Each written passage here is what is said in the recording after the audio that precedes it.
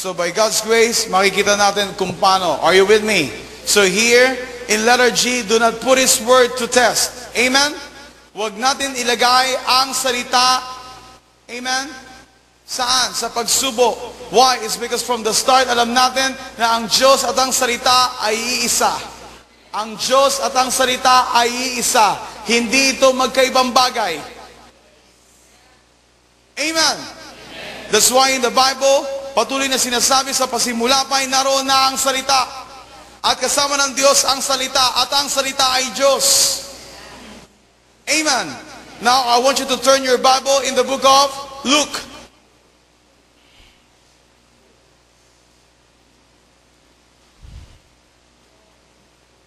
Chapter 4.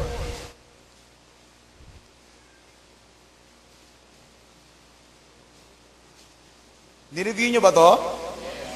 That's good. If you remember the story, let's read on verse 1. Are you ready? Umalis si Jesus sa Jordan, puspos ng Espiritu Santo. Dinala siya ng Espiritu doon sa ilang. Remember that? Sa loob ng 40 araw ay tinukso ng dyablo. Hindi siya kumain sa buong panahong iyon, kaya't gutom na gutom siya. Look at here on verse 1 and verse 2. Anong sabi rito? Umalis si Jesus sa Jordan, puspos ng Espiritu Santo. Now, anong ginawa sa kanya? Dinala siya ng Espiritu doon sa ilang. Anong ginawa sa kanya? Ng Espiritu ng Diyos? Dinala siya saan? Dinala siya saan? Sa ilang. Anong dahilan kung bakit siya dinala sa ilang? Read verse 2. Sa loob ng 40 araw ay tinukso ng dyablo. Remember, one of the reason kung bakit siya dinala ng Espiritu ng Diyos sa ilang para siya ay ipatukso sa dyablo.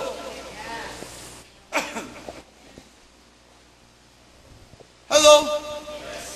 Did you read your Bible? Amen? Hindi siya biglang dumating na lang sa ilang. No! Dinala siya ng Espiritu ng Diyos sa ilang. If you're going to read verse 2, sa loob ng 40 araw ay tinukso ng dyablo. Ibig sabihin, God allow,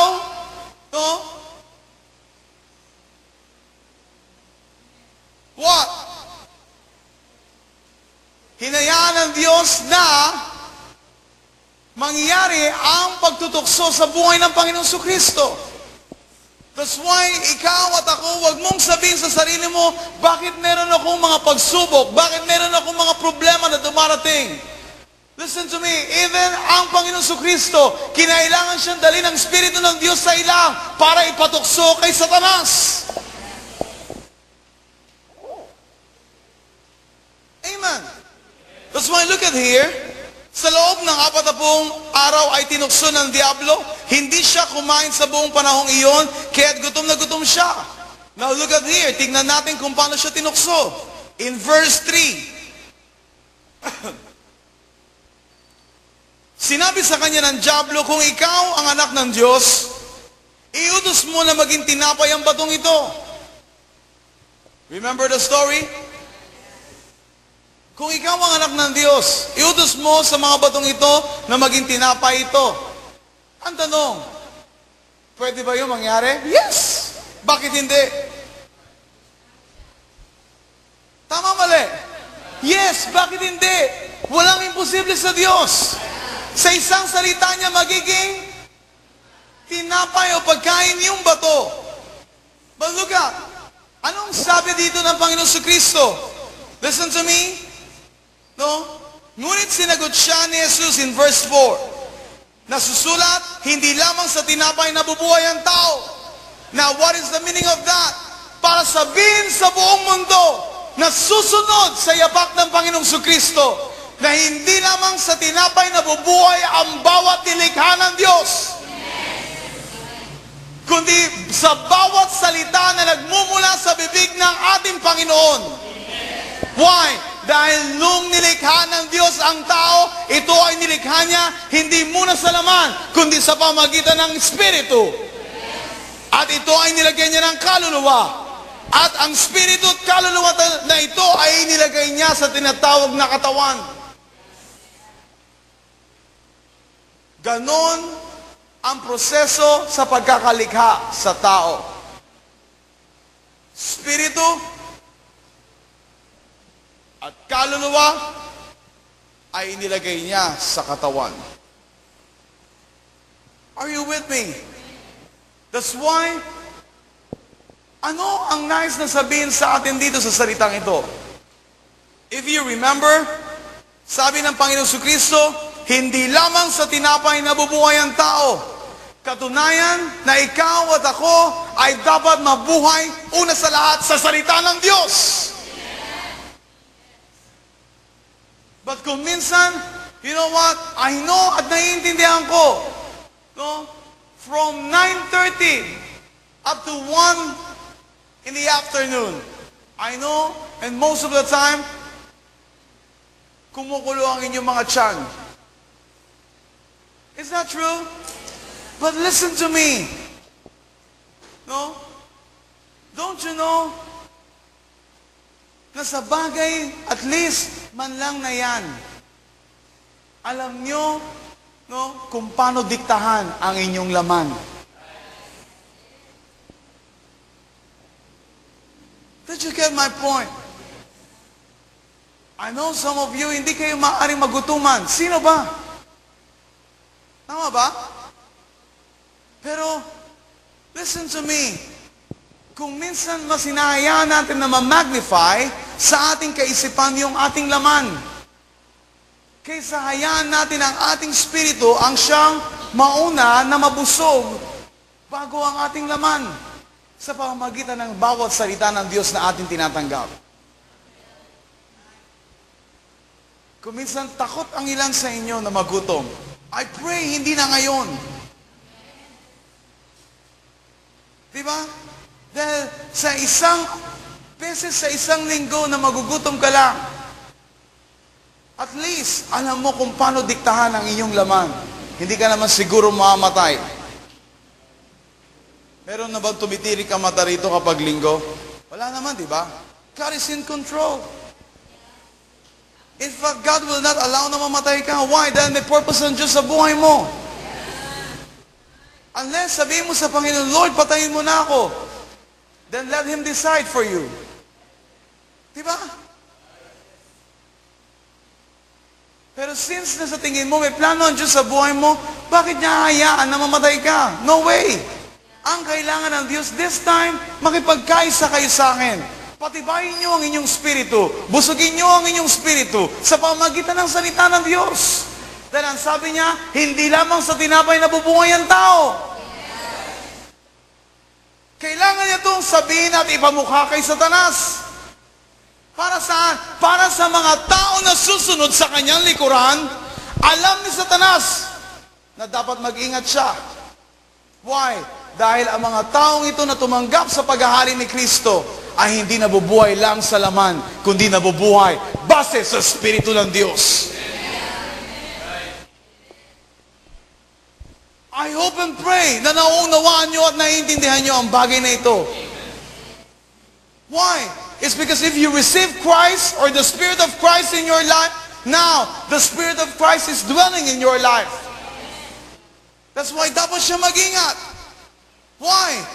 It's because this time, wala na siyang karapatan sa buhay ng bawat isa na si Kristo ang pinag-aharian o si Kristo ang nag-ahari sa kanilang buhay. Remember that? That's why look at here. Look at, where are we? Verse 5. Dinala siya ng dyablo sa isang napakataas na lugar at sa isang saglit ay pinakita sa kanya ang lahat ng kaharian ng sanlibutan. Ano ay pinakita sa kanya? Lahat ng kaharian sa sanlibutan. Can you imagine that? No? And look at here on verse 6. Ibibigay ko sa iyo ang lahat ng kapangyarihan at kadakilaan ng mga kahariang ito. Now listen to me. That's why kung meron mang isang bagay na dapat na ma-deal sa buhay natin, that is the spirit of greed. That's why kung patuloy tayo magkakaroon ng greed sa puso natin, hindi tayo magkakaisa. magiging imposible na magkaroon kayo ng pagkakaisa. Join force. Did you get my point? Why? It's because ang iisipin ng bawat isa, baka sapawan ako nito. That's why last night I explained these things sa bawat isa. Kung meron mang isang bagay na mawala sa buhay ng bawat isa sa pamilyang ito, yung greed sa puso natin. Why? The moment na i-offer sa'yo ng sanlibutan ng bagay na ito, kung hindi settle ang puso mo saan? Sa bawat tinatanggap mo mula kay Kristo, sasabihin mo, okay, this time, kakalimutan ko muna si Kristo. Now, no, susunod muna ako sa sanlibutan. Why? It's because merong mga bagagandang bagay na ino-offer ang sanlibutan na pwedeng ipakita sa iyo immediately. Kung wala kang spiritual eyes, hindi mo nakikita kung ano yung eternal na plano ng Diyos sa buhay mo. Nakalimutan mo na ang plano ng Diyos sa atin ay eternal. Na ito ay tila mas malawak kaysa sa nakikita ng iyong mga mata ngayon. I pray na hindi mo ito makalimutan.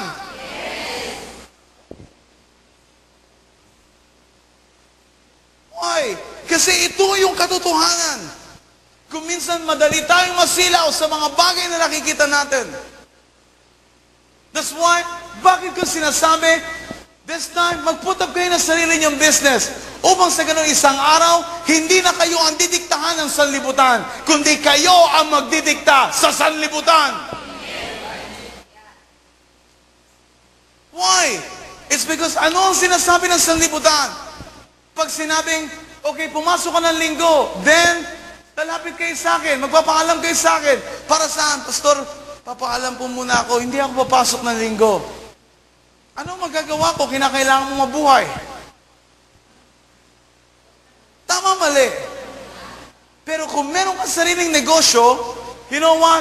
Pag sinabi mo, isara yan, linggo ngayon, then walang magagawa, yung sanlibutan.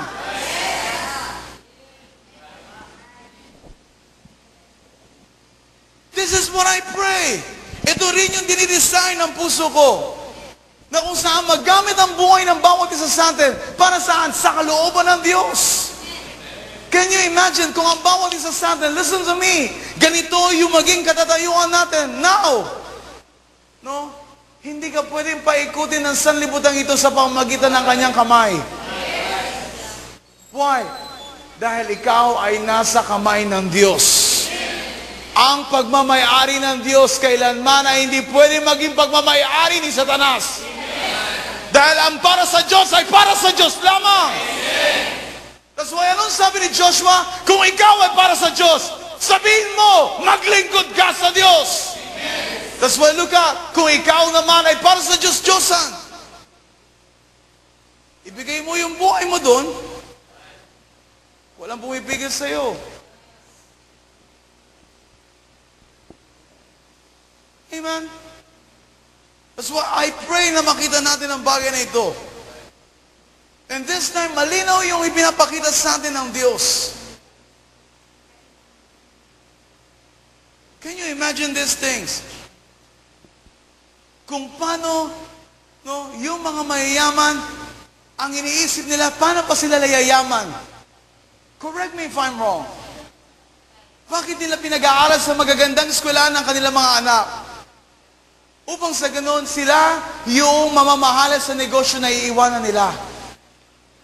Is that true? That's why this time dapat mabago ang ating kaisipan.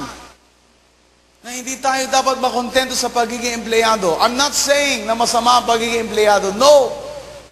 Pero ang sinasabi ko, ang Diyos ay nasa iyo. Ang kinakailangan lang matutunan natin magtiwala sa Diyos. And tignan mo kung ano yung meron ka na ibinigay ng Diyos. Your skills, your talent. Then, ang lahat ay magsimula kang itiwala ang lahat sa Diyos. At umasa ka, nakasama mo ang Diyos, and God will prosper that. Can you say amen to that? Amen. Upang sa ganun, hindi ka tali saan? Sa bawat sasabihin ng sanlibutan. You have the free will. Meron kang buong pusong kalayaan na gawin ang mga bagay para ikaw, ang buhay mo, ang pamilya mo ay buong pusong maglingkod sa Diyos. I tell you, ito ang nasa puso ng ating Diyos. That's why look at this. If you remember, ibibigay ko sa iyo ang lahat ng kapangyarihan at kadakilaan ng mga kahariang ito. Sino nagsasabi nito? Si Satanas. Kanino niya sinasabi ito? Sa Panginoong Jesucristo. Now look at. Ipinagkaloob ito sa akin at maibibigay ko sa kanino mang ibigin ko. But look at here on verse 7. Kaya't kung ako'y sasambahin mo, magiging iyong lahat ito. Now, this is the big problem now. Ano yun? Kung minsan kahit Kristiyano na, dahil sa meron tayong personal na pangarap sa buhay natin, nakalimutan na natin yung pangarap ng Diyos sa buhay natin. Kung kaya't napakadali na i-grab natin yung opportunities na ibinibigay ng sanlibutan, na hindi mo alam, yun ay trap lamang sa iyo ni Satanas para ikaw ay totally mawala. Saan? Sa kanyang mga landas. That's why the Lord gave us the spirit of discernment. To discern all kinds of spirit. Even yung mga ino-offer sa atin, don't you know na maging sa salita ng tao, madidiscern mo kung ano yung spirito na nasa likuran niya? Why? It's because ang salita ay spirito. Don't forget that.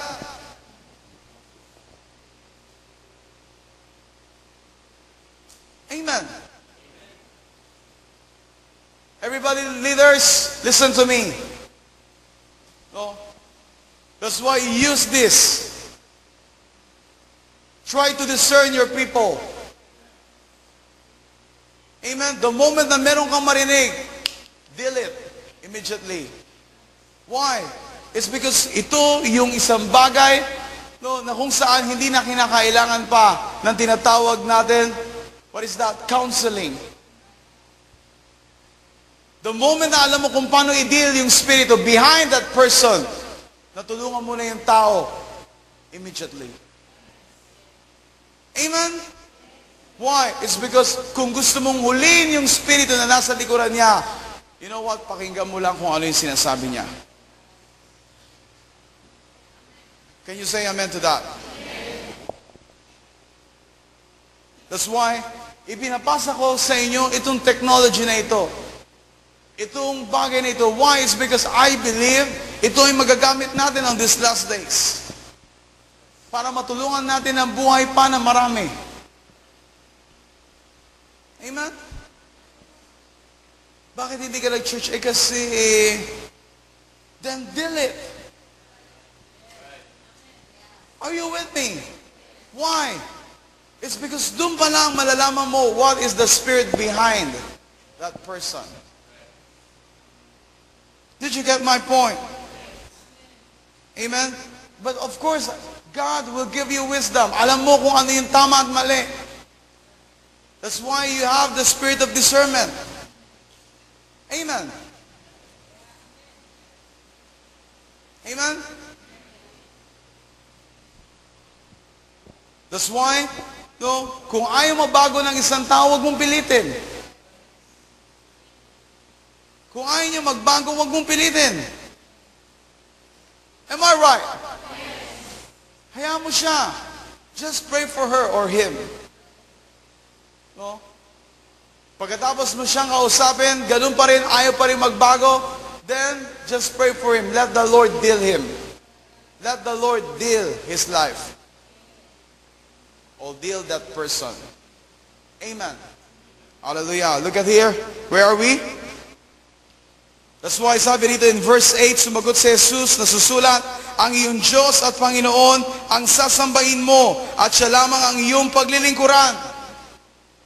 Amen? Anong sabi? Nasusulat, ang Diyos at ang iyong Panginoon ang sasambahin mo at siya lamang ang iyong paglilingkuran. Now, what is the meaning of that? Sino nagsalita nun? Jesus. Bakit niya kinailangan sabihin, ang Diyos at ang iyong Panginoon lamang ang paglilingkuran mo? Dahil hindi mo kinakailangan paglingkuran ang Diyos ng sanlibutan ito. Dahil ang ating manlilikha ay walang iba kundi ang Panginoong Jesucristo. Read your Bible. Sabi rito, no? Ang iyong Diyos at Panginoon ang sasambahin mo. Ibig sabihin, wala kang ibang dapat sasambahin sa ibabaw ng lupa o sa ilalim ng karagatan. Did you get this? Anong sabi niya? At siya lamang ang iyong paglilingkuran. Can you imagine kung hindi tayo tali sa sistema ng sanlibutan ito, di ba may kalayaan tayong maglingkod sa Kanya ng buong puso? To be honest with you, kung minsan naawa ko sa inyo, sa ilan sa inyo. Amen? Why? No? It's because kung minsan pupunta kayo sa church, no? I know, yung ilan sa inyo kung minsan walang tulog. Pero wala tayong magawa sa ngayon. Kulang sa pahinga. Pero wala rin tayong magawa sa ngayon. Alam ko, kung minsan kung ano yung nasa puso nyo, kung minsan gusto nyo nga sabihin sa akin, Pastor, pwede ba next Sunday, matulog muna ako sa bahay kasi wala pa akong tulog. Amen. Kaso, yun yung dinidikta ng laman. That's why kinakailangan na banggain natin yung bagay na yan. That's why, ano yung itinuturo ko sa inyo? Ang itinuturo ko sa inyo, dapat matutunan natin higit sa lahat na mangibabaw ang ating spirito kaysa ang ating laman. Pag-aralan natin na ma-overcome kung ano yung laman natin at matutunan natin kung paano makinig sa tinig ng Santong Spirito. Kahit na ikaw ay galing sa trabaho o puyat, I tell you, once na ikaw, alam mo na pupunta ka saan? Sa pamilya ng Diyos at makakatagpo mo ang presensya ng Diyos, alam mo na ang Diyos ang iyong kasiyahan. And then the moment na ikaw ay nasa kanyang presensya, you are recharged. Why? Dahil siya ang kalakasan mo. But I pray na alam mo kung paano kumonekta sa Kanya. Like for example, after the service, from Monday up to Saturday, alam mo pa rin kung paano i-charge ang sarili mo sa Kanyang presensya. Hindi, every Sunday ka lang na-charge. Can you imagine this? That's why ganito ang nangyayari sa buhay ng maraming Kristiyano. Kung minsan hindi mo masisi, pero this time you know this technology now. Na kinakailangan ikaw mismo magkaroon ka ng kusang palo na i-connecta mo ang sarili mo saan? Sa presensya ng Diyos every day of your life.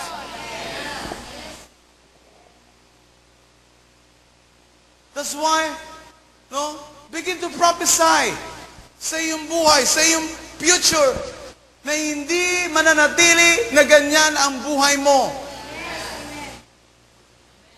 Can you imagine that? Kung sa buong buhay mo ganyan. Tama po ba? Now, no, you know what? Magtipid tayo. Mag-ipon tayo by God's grace. Pag-aralan natin na mag-invest sa mga business. And then after that, tignan natin kung kaya na, no, na tumayo itong negosyo na ito.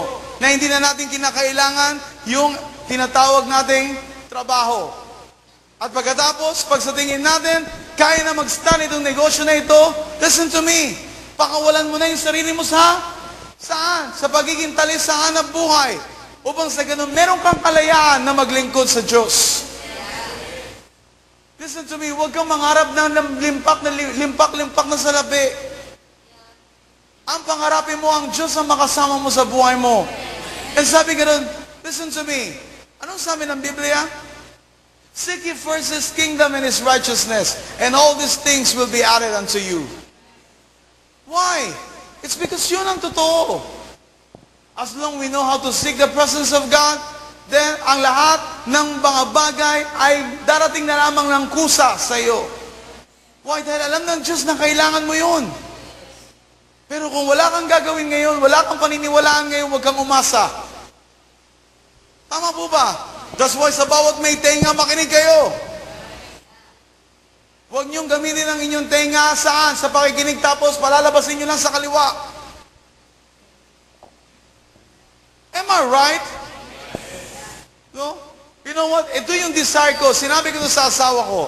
Sabi ko, you know what? Nung kinausap ko si Michael na magpuput up siya ng bakery, ako mismong lumapit sa kanya. Sabi ko, Mike, gusto ko mag-invest.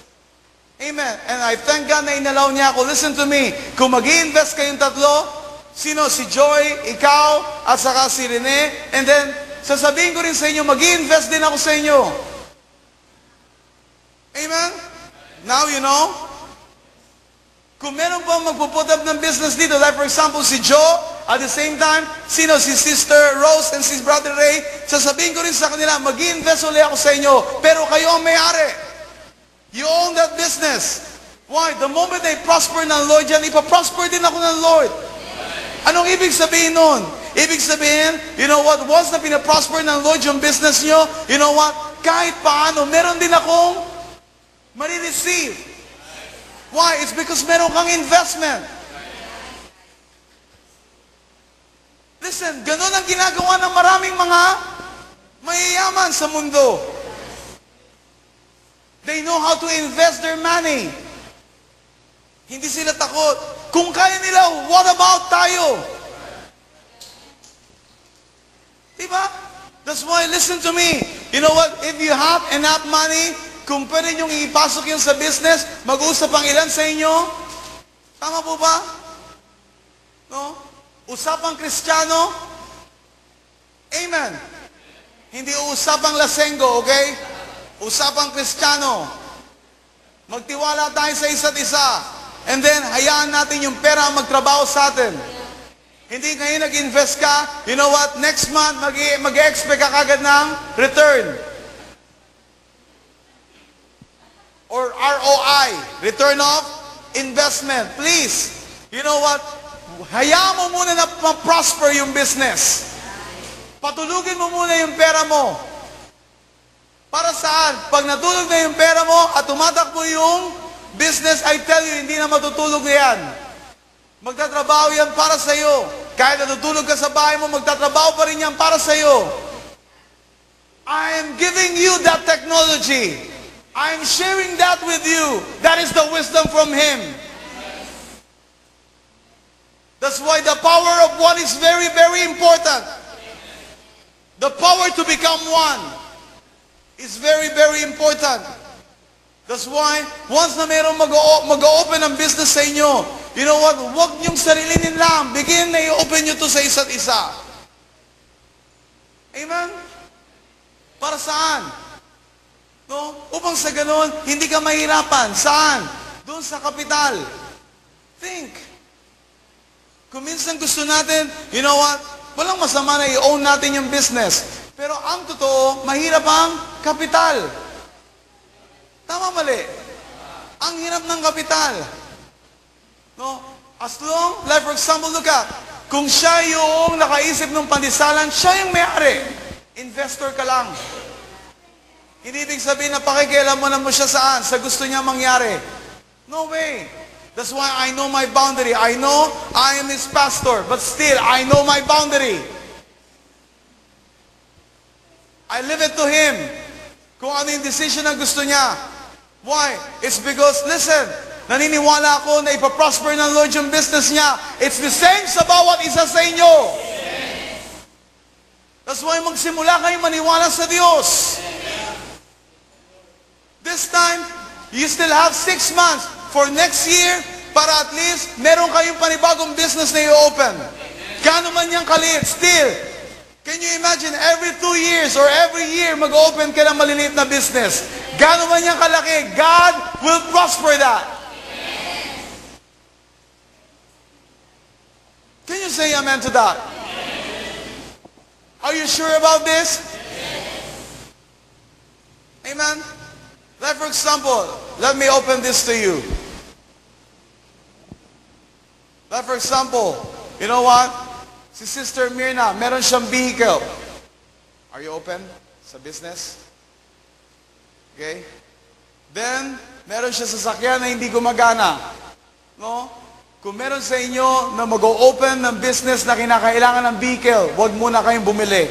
Kausapin niyo siya. Ipagawa niyo yung sasakyan niya. Mag-usap kayo kung paano ang deal. Tama po ba? Tama po ba? No?